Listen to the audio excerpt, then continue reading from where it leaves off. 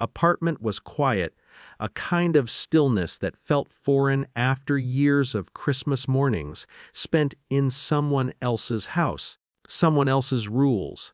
My baby slept in the crib for a while longer, and I watched her chest rise and fall, the soft light from the window catching the fine strands of her hair. I felt relief, and alongside it, a pulse of guilt I couldn't quite name. I remembered the last Christmas I had spent at my father's house. The living room was loud with laughter and arguments, with plates stacked high on every surface. Brother had unwrapped gifts with the expectation that I'd cover them when our parents didn't. I had, quietly, every year paying $600-900 in tuition transfers for him, always the one who bridged the gap, the silent fixer. No one thanked me. No one noticed. The first notification came at 7:03 a.m., 1 missed calls by the time I unlocked my phone. And then the voicemail, calm but insistent. "One need to talk." Now, I didn't answer. I didn't need to.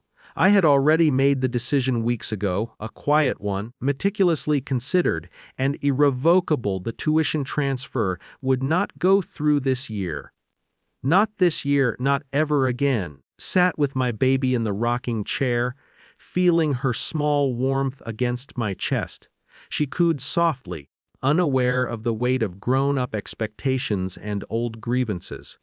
I found clarity in her presence. My boundaries, control over my resources, were mine to define. It wasn't vengeance, it was recognition. I had power now, subtle, undeniable, exercised with care. I remembered my father's words from years ago, sharp and absolute. Christmas isn't the place for crying babies. The judgment lingered, not just for my child, but for the choices I had made, the life I had built separate from theirs. His authority had been clear then, but my own authority was becoming equally clear now. Didn't have to explain myself. I didn't have to justify. When my brother called again later, his voice tight with disbelief kept my calm. I acknowledged him minimally.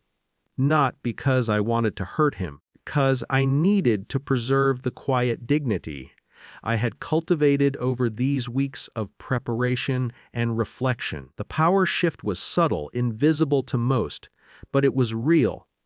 I watched my baby play on the rug, her small hands grasping at the light that spilled in from the window.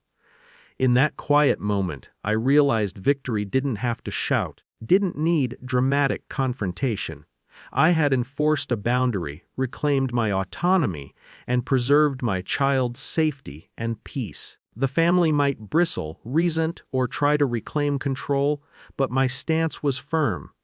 There was no celebration. There was only the soft rhythm of a life I had chosen, unbroken by obligation, tinged with the bittersweet residue of past sacrifices. Somewhere deep inside, I understood some victories are measured not in noise or acknowledgement, but in silence, in presence, in the unshakable sense that finally, for once, the rules were my own. I glanced at the clock. Another day beginning, another set of calls unanswered. I felt the tension lingering, like the faint smell of pine from years past. That tension was clarity. My boundaries, once ignored, were now undeniable.